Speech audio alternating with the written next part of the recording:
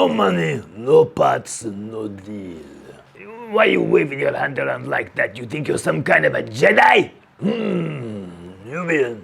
That's the spaceship he's talking about. You may have won the short toss, Outlander, but you will not win the race.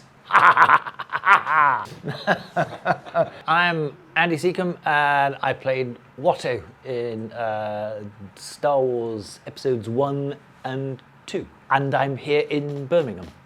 So there. 2022, which doesn't even sound right when you say it. You filmed Phantom Menace in, I would say, 97? Yeah, the Dark Ages. No, 90... when was our first boy was born in 96, 97. Yes, you're absolutely right. Yeah. Well done. Thank you.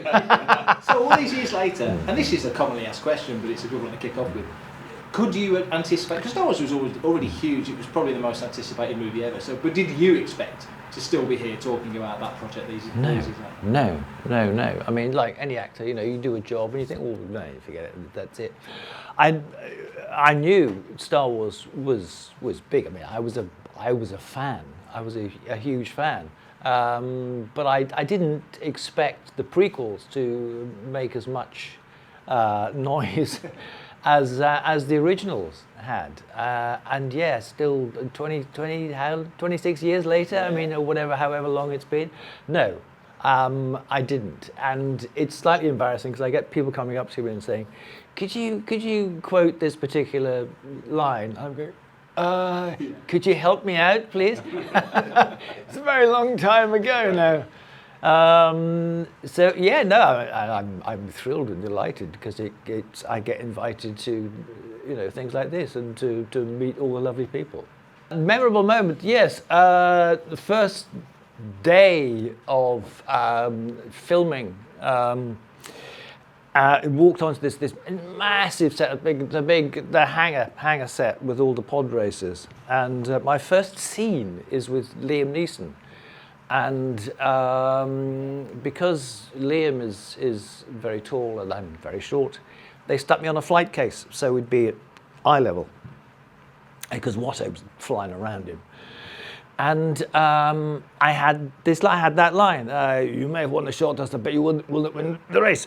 And so first shot of the day of the film, and George says to me, what do you go for this, Andy? What do you spit in his face? So, okay, Liam Neeson, big guy. So I did. I went for it. I said, you may have won the short toss, Outlander, but you will not win the race. And they made me wear this hat with a metal rim, so that I could be easily identifiable for the animators. And the rim of it stuck Liam right in the bridge of the nose. And he went, oh, and collapsed on the floor. And I thought, oh, First day of filming, I've disabled the leading actor. I thought, this is not a good look. And so Rick McCallum, the producer, was clutching his chest, going, and the crew, oh, it was silence for about sort of 5 seconds while Liam picked himself up and said, okay. He was fine, but he was bleeding. I mean, he was bleeding, and makeup had to sort of patch him up. I don't think he ever really forgave me for doing that, but he was fine. He's a nice guy. He's a big guy. He's a boxer. He's used to it. But yeah, that was my first day on set. Things went downhill from there. When you were making that first film, one of the things that sort of stood out over time is that yourself and Ahmed Best, really early doors in that kind of technology.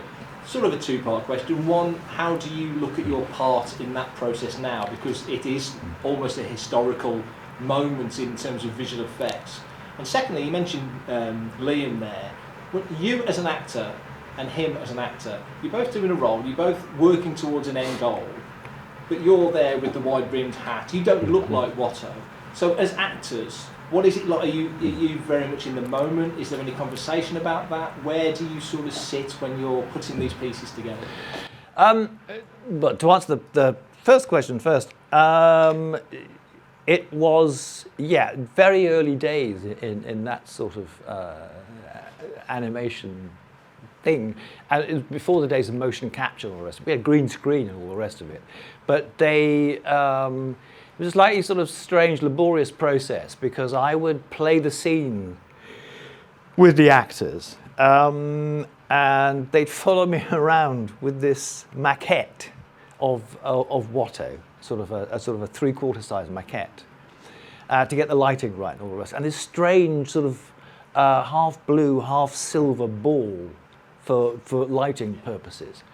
So we do it about sort of 3 or 4 times with these various bits and pieces, and then they would shoot the scene without me, without any of that in it, and the actors had to remember where I'd actually sort of been. And then out of all that, they would sort of slot everything together.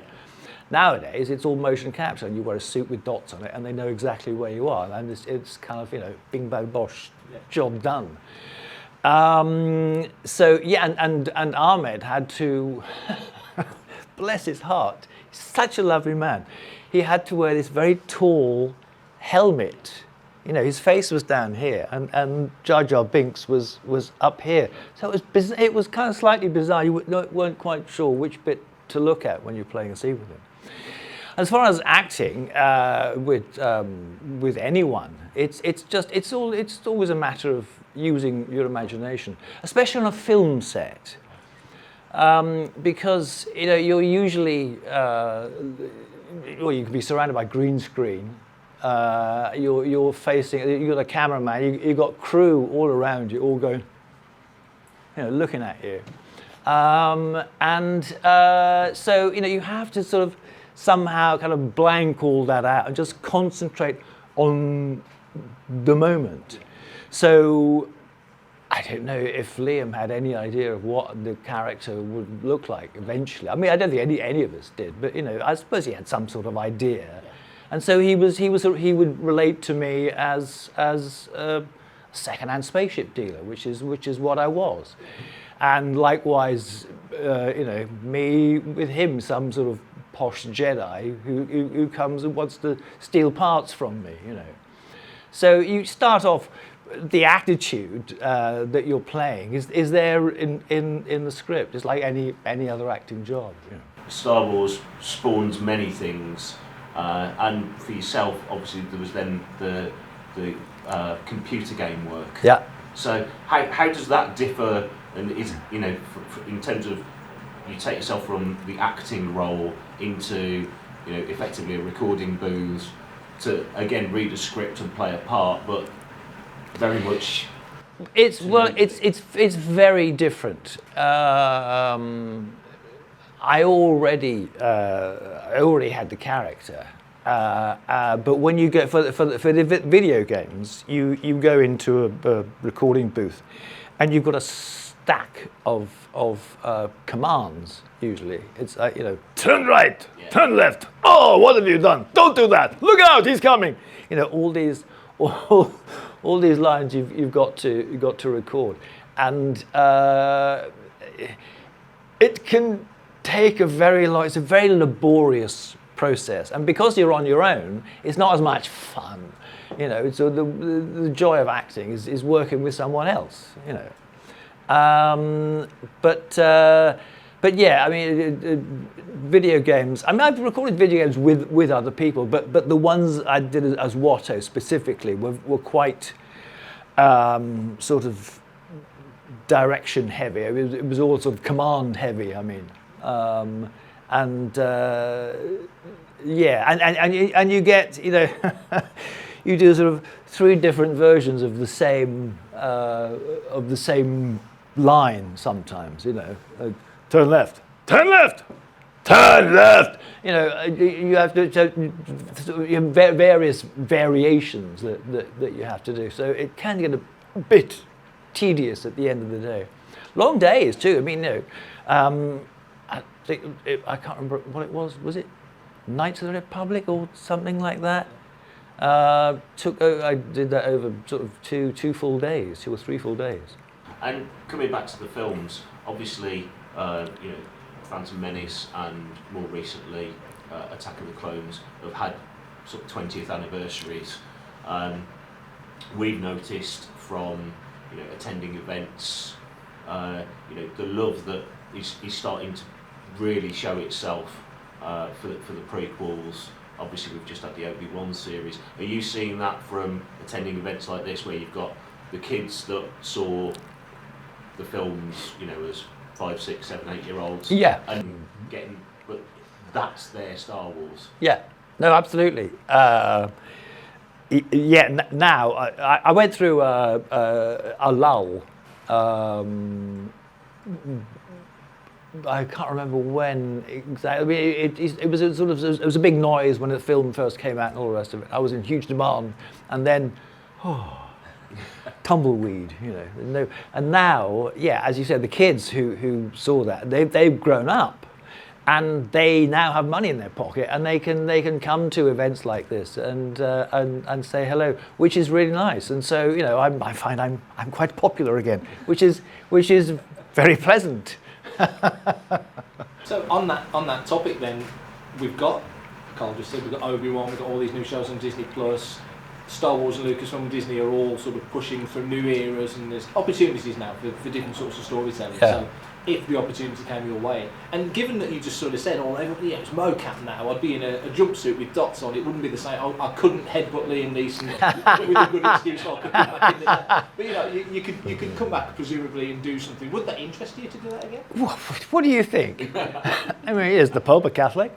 Yeah, no, I would love to. One of the fans told me yesterday that the story goes that Anakin comes back as Darth Vader and actually kills Watto. That's what it was news to me. And, oh, really? Oh, God. So you know, perhaps there would be no sort of. There would still be room for a Watto backstory, an origin story. You never know, a little baby Watto. Ah, hello, Daddy. You know, I don't know, but yeah, no. If I was asked, absolutely, I'd like a shot. And just riffing on that sort of thing. When the film came out back in the day, merchandise-wise, was there anything you saw of Watto that you thought, that is clever, I really like that? No, because it was sort of still early days of merchandising. It was all very new. The first time I saw a Watto doll, it was that had a data pad, yes, and with sort of a couple of quotes from the film. There's a couple out there on the shelf. Right. And yeah, I was amazed. That's me. That's my voice. Wow. It was extraordinary. It was absolutely extraordinary. And funny enough,